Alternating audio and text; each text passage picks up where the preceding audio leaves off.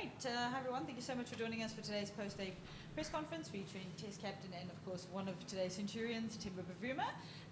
As per the norm, it's in person only, so we'll open up straight to the floor and start with Ngama. Temba, sakubuza ngesixhosa. Minintsi into eyenzekileyo phaa in your career from the World Cup, even before the World Cup, uzotsho this injuries, oogqirha, physios and stuff. Besikhe sathetha zethu obviously. Khasifeze le nhliziyo yakho phaa engqondo yakho after the 100 team. Yeah, look, I think obviously avuya kakhulu ubani kwazile ufika kwela khulu. It has taken 10 years for me to get there, so yeah, ukuvuya kakhulu man. Mhlambe xa nihleli ndodwa pha kumi eroomini zakhe ndicingisise kahle ukuba ithethe ukuthini apha kum. Kodwa kwangoku luvuyo. Yeah. Who would like to go next? Side of the room, Stu? Temba, having worked so hard in the first innings to get South Africa to a total that sort of put them in the game, how important did you feel it was to do what you did second time around when the going was a lot easier? Yeah, I wouldn't say the going was a lot easier. I think batting out there wasn't really a point where I felt that I was in. They always felt as if there was something happening within the wicket, which I guess helped in a way in that it kind of forced you to stay within your plans, which obviously allowed me to bat longer. And I think, obviously getting to a 3-figure mark is always a lot more satisfying personally. Obviously you get, when you bat in positions where the team is in trouble per se, you get to a 50-60. I guess it's good in terms of getting the team into a competitive position. But once you're able to go over, you really get the team into a strong position. So very satisfied and happy that I was able to do that myself and Tristan. And I think overcome some of the mental challenges that one kind of goes through when you are batting. So yeah, quite happy. Would have obviously liked to be not out at the end of the day, but I'll take that contribution. And then just take us through your stint in the 90s there. It was 1-1, and then obviously when you reached the 100, you had to wait a bit. Just take us through that little period there, because it looked a bit tense for everybody. I wondered what it was like for you. Yeah, I think I'm not too good when I get to the 80s and 90s. I'm going to try to get there as soon as I can. I think we obviously had the new ball as well, and there was still something on offer for the bowlers. Our intent, at least for me, my intent didn't change. I was always looking to score. Became a little bit of high risk with the new ball, with the ball still kind of nipping around. But I tried to stay to that approach or intent as much as I can. And then obviously getting to the 3-figure mark, it was quite nerve-wracking. I think when I was on 97, faced the over with the spinner, I got one off the first ball, and then the next 2 balls, Tristan blocked them. I went over to him and I said, "Stubble, please get me on strike. I can't wait on this end." He was able to do that, so I was always going to play that shot. A bit high risk the way the spinner was bowling, but I was obviously thinking of getting to the 3-figure mark and then kind of starting again. Tim, a lot of people talk about some of your other knocks and say they're as valuable as 100, and Marco said that about your 70, but obviously 100 hits different. Can you tell us in words, what is it about getting there that is so special and important? Yeah, like I said, I think personally, it means a lot more. Hundreds are currency as batters as well, so that, I guess, increases that value, I could say, from a better point of view. There's obviously a lot of confidence that comes from scoring 100.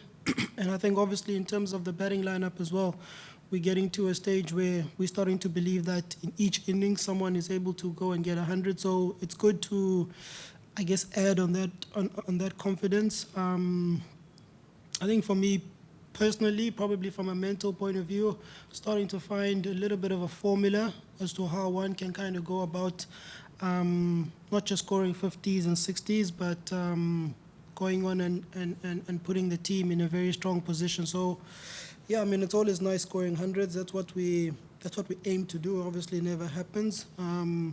It gives you a lot of confidence when you are able to do so. And, sorry, just yourself and Tristan, I mean, you're quite different players and people, I suppose. What's it like batting with him? Because he seemed so excited when we spoke to him a little earlier. Yeah, look, from an excitement point of view, an intensity point of view, those are up there.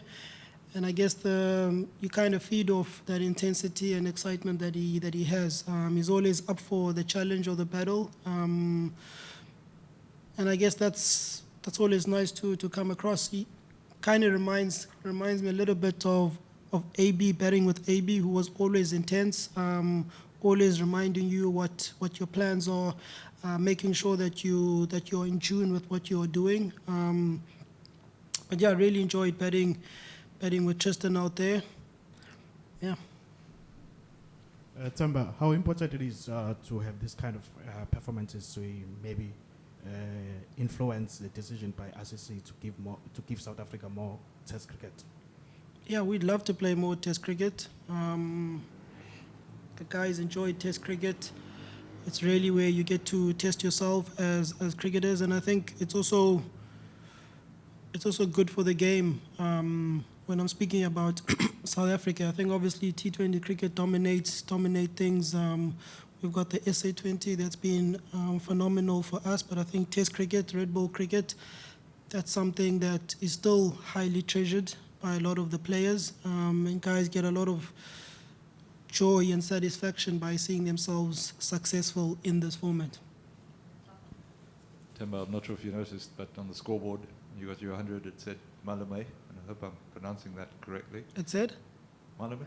Malume. Oh, Malume. Okay. And I wonder how you feel about, I'm not sure if you're an uncle in real life, but you're a young man. How do you feel about that, and what do you think it means for you? I mean, That's one of my nicknames that I've copped within the team. I just take it, to be honest. I'm hoping it means something has to do with wisdom. Maybe it has to do with that. But yeah, I've got a lot of nicknames within the team. I didn't see that on the scoreboard. I did hear a couple of people shouting out in the fans when we were walking to the changing room, Malume. I don't think it's a bad nickname, to be honest. But I'm sure, knowing the guys, in a couple of months, another nickname will start coming about. maybe Tate. Yeah, maybe. Cool, we're going to take last two, just one in front, and then okay, last three, and then go Kevin. Are you all good? Cool. Okay. Sawan Malu. So, Obviously you guys lost Vian Mulder now with his injury with Vietska coming in. Can you just touch on the impact that'll have on the squad for the rest of the series, and then also just your thoughts on Marco Jansen? He seems to be having a jaw with the ball there today as well, and yesterday. yeah, I'll start with the last one with Marco. I think obviously he's come off his conditioning break. That's what they call it these days. I think, yeah, whatever he was doing, he needs to tell all of us what he did during his break. But I mean, he came in super fresh. He came in super motivated to contribute within the team. You can see his excitement being back with the boys again. And obviously his skill, as much as he was off for as long as he was, that didn't take a knock, and he's really bolstered our bowling attack. So always good to have Marco around. Speaking about Vian Mulder, he's, the way that he's developed over the last while, he's starting to become an integral member of our team. A guy who can shown the ability to score big runs with the bat, but also the ability to take wickets with the ball. I think South African cricket has been crying for a Jacques Kallis type of guy. I'm not saying a Jacques Kallis as of yet, but I think he has the characteristics. He's got the skill to be able to emulate a little bit of what Jacques did. But yeah, we'll miss him a lot. Going to PE, we'll obviously have to look at the conditions, see how we kind of go about shaping up our team. Yeah. I just want to ask about one moment in the first innings when Lahir Kumar was going short at you and you played that incredible shot over the slips for 6. Can you just talk us through that shot a little bit? And is that something you've played before, something that you've practiced? Definitely haven't practiced. I don't think we practice a lot of short bowling, facing short ball in the nets. I think at that time, batting with KG, obviously had to score runs, trying to score runs as quick as I can. I didn't feel that I could hit him in front of square with the type of bounce that he was getting, and I thought, let me try use the pace of the ball. I tried to get under it, that wasn't working, and then I guess there was that gap there at third man. I think it was all just trying to use the pace, to be honest. And then, yeah, you try to get yourself into a position to be able to play the shot, and yeah, that's what happened. I can't explain it any further. I'm happy I was able to get enough bat for it to fly to where it went. Great. Thank you very much, everyone. Thank you.